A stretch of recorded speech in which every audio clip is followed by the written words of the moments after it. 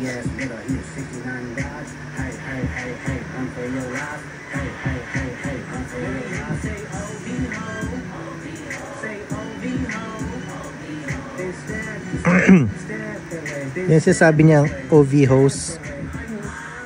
Anin OVO yun eh. Kay Drake. Inidis niya si Drake. Sasabi. Kaaway ba sila? Oh, naglalaban-laban niya mga. Sasabi niya pedophile si Drake. Ayan, ito mo na-cage yung owl. Logo ng ano yun, OVO. Owl. Si Dr. Dre, wala na, diba? Meron po. Siya nagpo-produce ng mga kanta ni Eminem. Oo, ayun tanda na yun. Hindi na siya kumakanta pero nagpo-produce pa rin siya.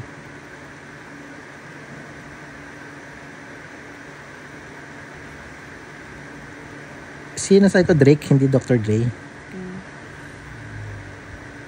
Yung mga matatagad ng rapper, sila 50 cents. Kumakanta pa naman si ano. Ito center. Huh? Kakanta pa rin naman.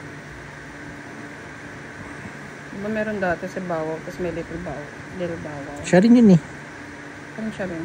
Isa lang tao yun. Ah, talaga ba? Oo, tumanda lang siya.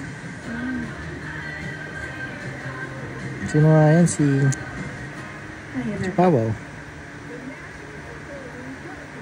May gusto kong rapper dati yung...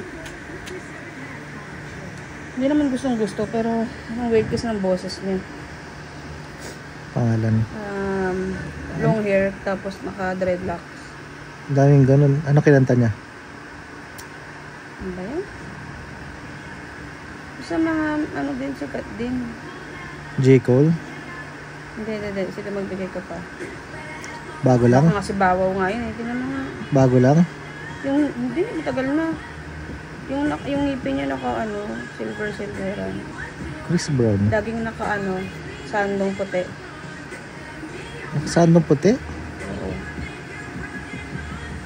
Kung hindi nakasandong puti, nakaubad lagi. Naka-topless. Puro tattoo. Sino sa ko? Eh, madalas na mga si Chris Brown. Hindi.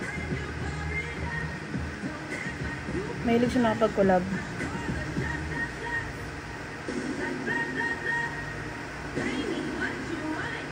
Ito? Hindi. Hindi siya yun. Namutan ko yung mga kanta niya. Ba si Luda Chris? Hindi.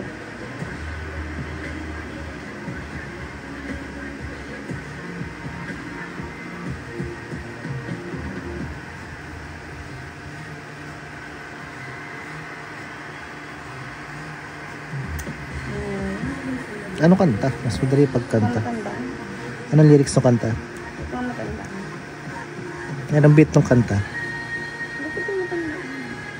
O paano mo nagustuhan? Iba-iba yung mga kanta niya.